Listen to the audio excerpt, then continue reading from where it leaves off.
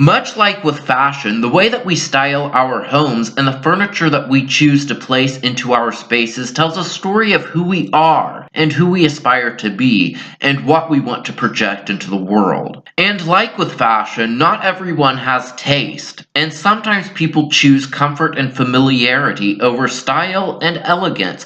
It's all a personal choice. This video is all about the furniture.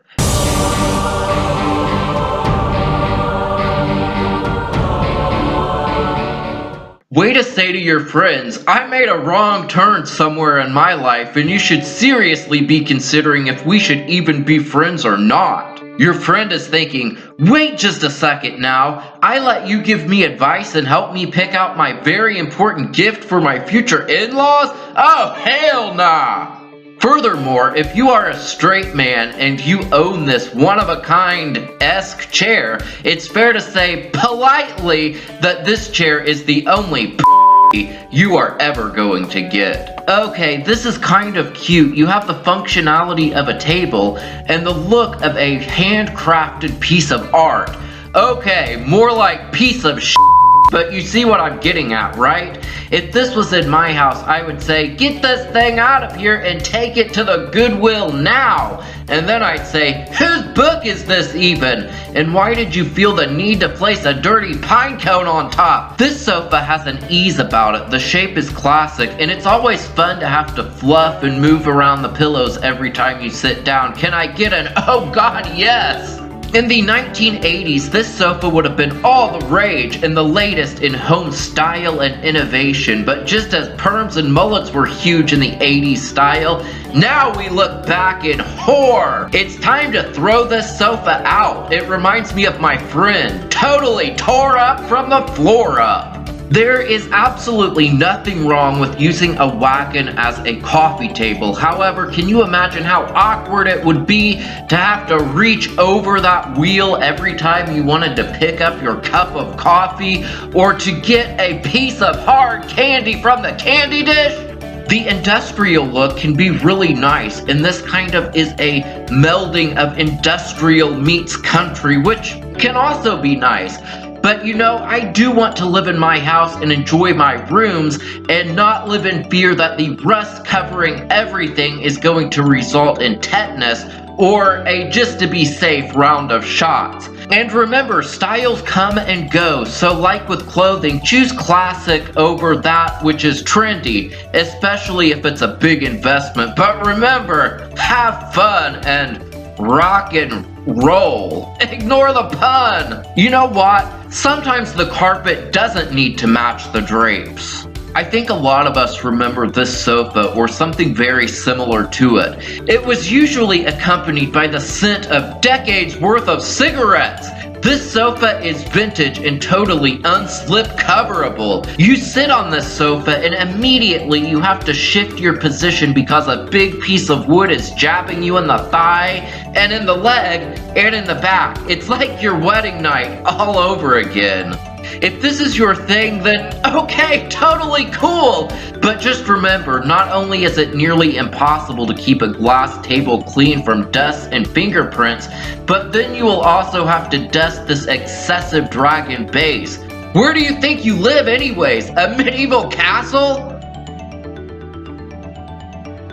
This is how a lot of people in America live, and that's okay. We are all so busy nowadays, and we get Snapchats by the buttload.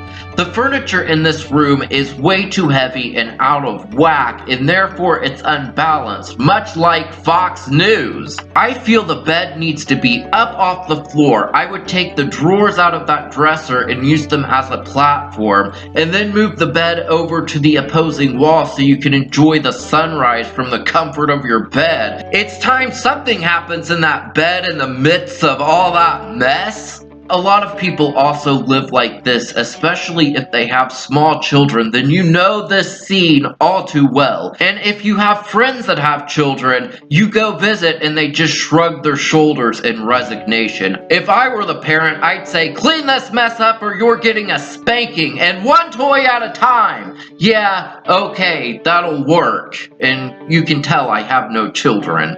So where to begin? A country feel, a hunter's home, a deer head hanging on the wall in total pride, overly busy wallpaper, earth tones, a spinning wheel looking thing, carpet, brass, things hanging off the brass, things I see in another room, scream, the last house on the left, I spit on your grave, hell house.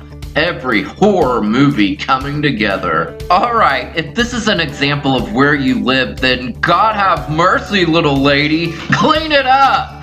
And if you are too busy to clean, or if this is just an extra bonus bathroom, then at least place down some area rugs with no slip backings, and, you know, hang up a shower curtain, maybe add a table in the shape of a bear in the corner, and place some candles on it, because this bathroom is not only ugly, it also looks like it smells like shit.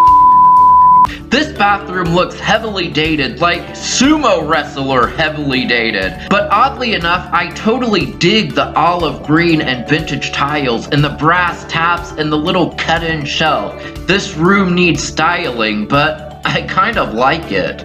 Not only is this chair the ugliest chair that I have ever seen, even uglier than the cat printed one, but come on! It totally brings a whole new meaning to the phrase, I'm horny, baby! It's so boring and so earth-toned.